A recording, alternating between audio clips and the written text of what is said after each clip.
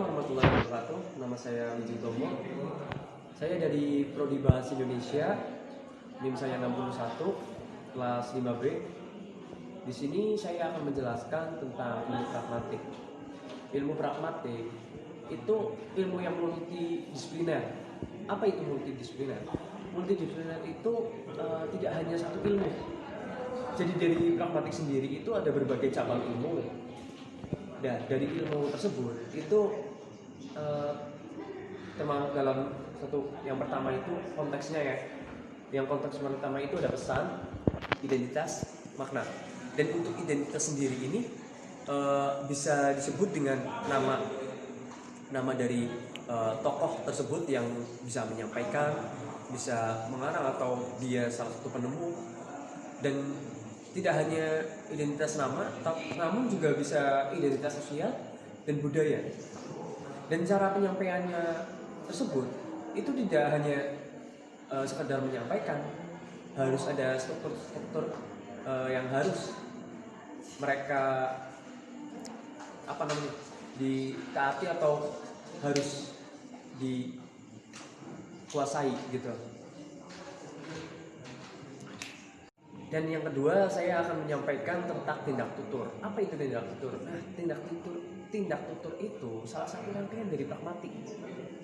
Jadi tindak tutur itu meliputi 3 hal juga, tentang individu, psikologis, dan juga ada bahasa tertentu. Kenapa dari psikologis? Mungkin dari awal individu, sifatnya individu. Ketika kita mengobrol dengan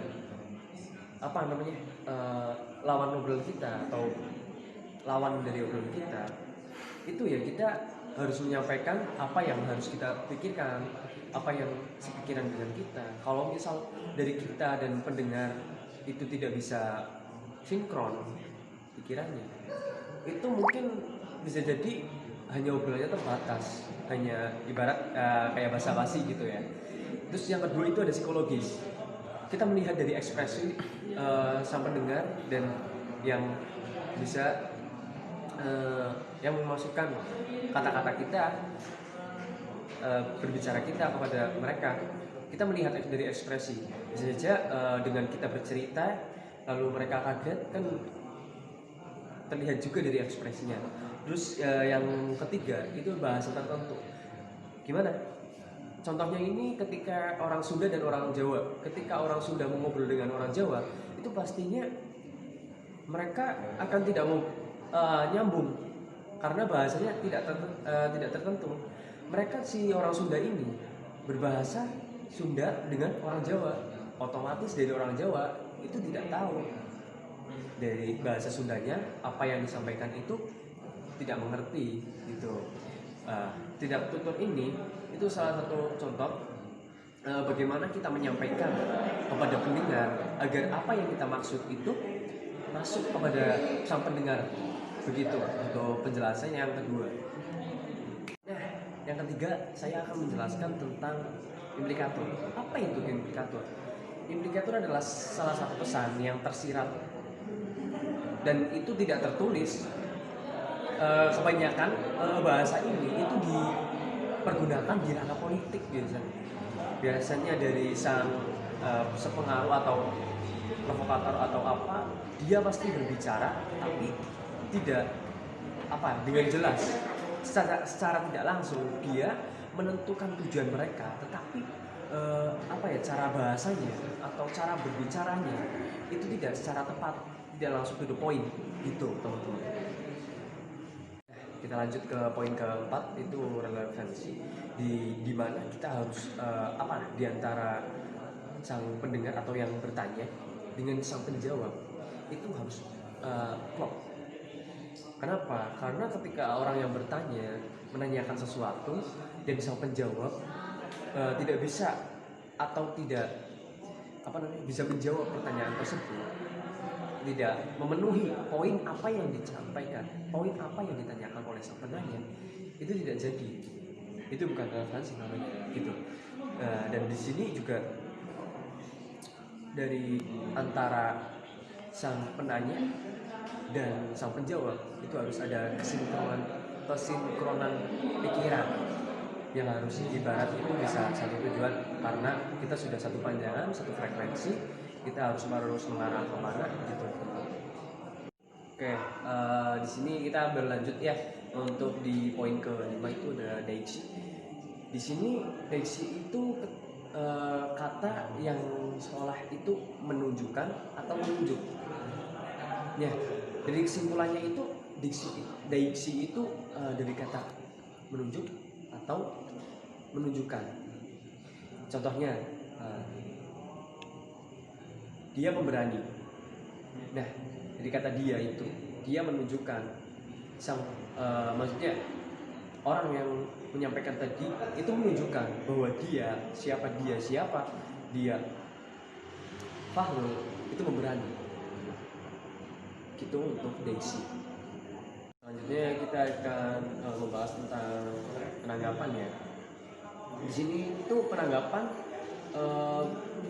kita bisa saya simpulkan sendiri ya, karena penanggapan itu bisa saja ketika di forum diskusi mereka itu sedang berdiskusi satu pandangan, mereka mau mencari apa, tetapi ada salah satu orang yang dia tuh berpandangan itu salah dan itu perlu didiskusikan, dan seorang tersebut itu membantah dari orang yang membenarkan hal tersebut. Jadi dari asumsinya si pendapat yang akan melontarkan pendapatnya kepada forum itu, dia menyampaikan sesuai dengan asumsinya mereka masing-masing, mereka sendiri gitu. Jadi dari asumsi mereka masing-masing itu kan pasti mempunyai kebenaran masing-masing, karena di setiap orang mempunyai pola pikir atau asumsi yang berbeda-beda gitu teman-teman. Oke, yang terakhir itu yang ketujuh ya, itu ada teori makna. Dan di teori makna tersebut itu dijelaskan ketika kita memaknai sebuah teori atau kita akan meneliti, tetapi dari makna tersebut itu berbeda-beda loh, nggak disatukan terus jadi satu bareng-bareng jalan bareng, itu tidak bisa. Itu bakal menjadikan salah arti, salah kata. Dan dari teori makna tersebut kita bisa belajar bahwa sebuah penelitian itu tidak bisa dibagi menjadi beberapa dan nanti disatukan, karena dari beberapa penelitian itu mempunyai pandangan berbeda. Ketika kita mempunyai pandangan yang berbeda-beda dan kita mau satu jalan dari penelitian ya, ini kita berbicara tentang penelitian sendiri, itu kan mempunyai teori atau cara tersendiri dari penelitian tersebut, itu sangat berbeda-beda. Dan ketika kita untuk menyatukan lagi itu sangat susah. Itu dari teori makna ya teman-teman. Sekian mungkin dari saya, kurang lebihnya mohon maaf bila ada dari tutur kata saya yang kurang jelas atau bahkan tidak masuk sama teman-teman. Mohon maaf juga, karena kita di sini belajar bersama. Kalau misalnya ada yang memang perlu disampaikan, silahkan sampaikan. Terima kasih. Wassalamualaikum warahmatullahi wabarakatuh.